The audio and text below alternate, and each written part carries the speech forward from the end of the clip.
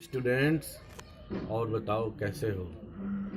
घर पर कोरोना की वजह से रहते रहते तो बोर हो गए होगे, लेकिन किताबों के साथ दोस्ती कर लो।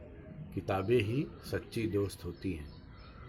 हमेशा बुरे समय हो या अच्छे समय हो, हमेशा किताबें ही काम आती हैं।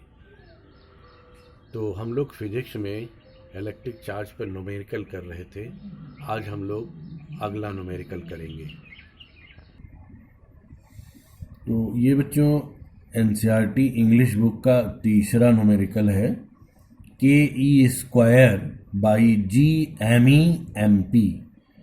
यहाँ पर जो के है वह कूलाम लॉ का कांस्टेंट है और ये न्यूटन्स लॉ का ग्रेविटेशनल कांस्टेंट है और ये इलेक्ट्रॉन का आवेश है और ये मास ऑफ इलेक्ट्रॉन और मास ऑफ प्रोटॉन है।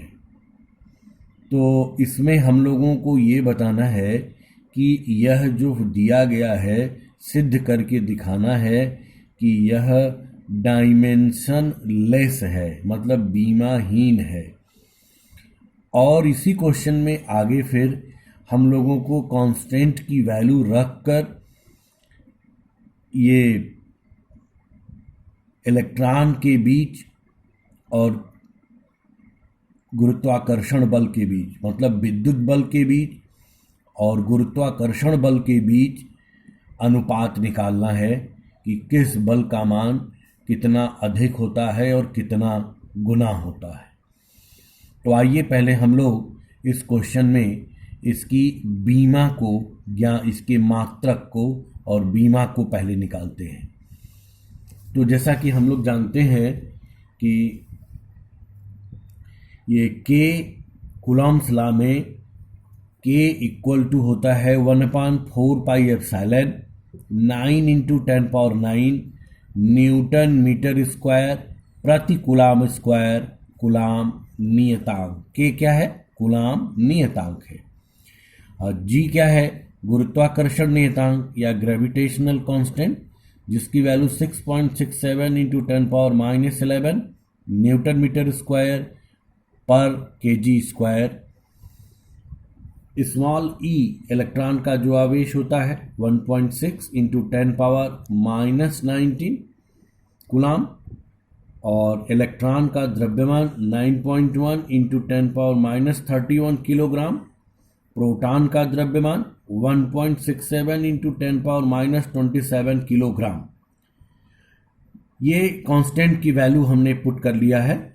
पहले हम लोगों को इसकी बीमा या इसका ये दिखाना है मात्रक। तो पहले हम लोग इसकी बीमा को दिखाते हैं। कैपिटल के की के का जो मात्रक है न्यूटन मीटर स्क्वायर बटे कूलाम स्क्वायर, जिसको हमने यहाँ रख दिया न्यूटन मीटर स्क्वायर बटे कूलाम स्क्वायर, इनटू इलेक्ट्रॉन माने आवेश का स्क्वायर है तो जिसको हम लोग कूलाम का स्क्वायर इसका मात्रक हो जाएगा। कैपिटल जी माने ग्रेविटेशनल कांस्टेंट, गुरुत्वाकर्षण नियतांक, जिसका मात्रक है न्यूटन मीटर स्क्वायर बटे किलोग्राम स्क्वायर। और इलेक्ट्रॉन और प्रोटॉन का जो द्रव्यमान है किलोग्राम इंटू किलोग्राम। तो न्यूटन मीटर स्क्वायर से कैंसिल हो गया, कूलाम स्क्वायर से कैंसिल हो गया, किलोग्राम स्क्वायर से कैंसिल हो गया। तो इससे क्या पता चला कि यह है, इसमें कोई भी मात्रक नहीं है, तो जिसका मात्रक नहीं है तो उसकी बीमा नहीं होगी, हेंस डायमेंशन लेस है। आइए अब इसका हम लोग अनुपात निकालते हैं। विद्युत बल का माने इलेक्ट्रोस्टैटिक फोर्स का और ग्रेविटेशनल फोर्स का अनुपात माने रेशियो हम लोग ज्ञात करते हैं। सारे कांस्टेंट की वैल्यू रख दिया गया है और जैसा कि हम पहले बता चुके हैं सारे डिजिट को एक साथ रख लेंगे और पावर को एक साथ रखने के बाद हम लोग सॉल्व करते हुए और यहाँ तक पहुँच गए हैं। इसको मोबाइल से हमने सॉल्व किया है। सॉल्व करने के बाद इसकी ये लगभग ये वैल्यू हमें मिली है और मोबाइल से ही कैलकुलेट करने के बाद लास्ट में हमें इसको डिवाइड करने पर 2.28 इंटू 10⁻39 ये हमें इसकी वैल्यू मिली है। मतलब दोनों विद्युत बल, इलेक्ट्रोस्टैटिक फोर्स और ग्रेविटेशनल फोर्स मतलब गुरुत्वाकर्षण बल के बीच लगभग ये मान होता है। यदि हमको ये भी दिखाना है कि यह गुरुत्वाकर्षण और विद्युत बल है तो दोनों इस के स्क्वायर में आर स्क्वायर से स्मॉल आर स्क्वायर से डिवाइड कर दिए और G M E M P में भी आर स्क्वायर से डिवाइड कर दिए। तो इसको हम लोग क्या कहते हैं? Electrostatic force. किसके बीच? इलेक्ट्रॉन और प्रोटॉन के बीच। और यहाँ पर ग्रेविटेशनल फोर्स इलेक्ट्रॉन और प्रोटॉन के बीच, माने F E by F G. F E by F G की जो वैल्यू हमें लगभग मिल रही है, मतलब ये किसके लिए वैल्यू है? इलेक्ट्रॉन और प्रोटॉन के लिए 10 पावर 39 ये हमें इसकी वैल्यू मिलती है लगभग। तो यह क्वेश्चन में बीमा भी पूछा है, माने डायमेंशन भी पूछा है, इसकी वैल्यू भी पूछा है, इसलिए इस क्वेश्चन को आप अच्छे से कर लेंगे। जहाँ नहीं आपको समझ में आएगा वो ज़रूर आप करेंगे। और आप सब्सक्राइब करना, कमेंट करना, शेयर करना, लाइक करना या बेल बजाना नहीं भूलिएगा।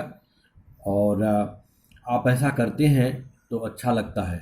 और जहाँ भी आपको न समझ में आए वो ज़रूर आप भेजिए।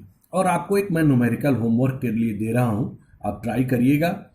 2 point charge of +2 microcoulomb and +6 microcoulomb repel each other. A force of 12 Newton. If the system is dipped in water of dielectric constant 81, then what will be the force?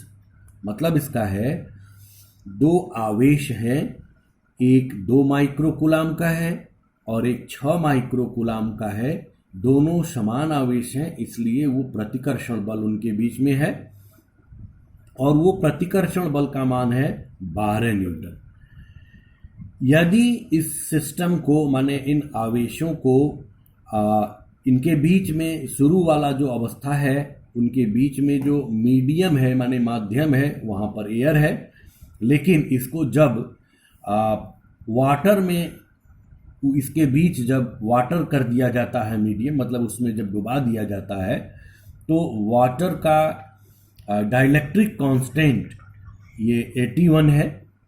और इस स्थिति में हमें इन दोनों के बीच डुबाने के बाद दोनों के ये बलों का क्या अनुपात होगा, मतलब जब एयर में रहेगा और जब ये वाटर में डुबा देंगे उस समय इसका क्या मान हो जाएगा।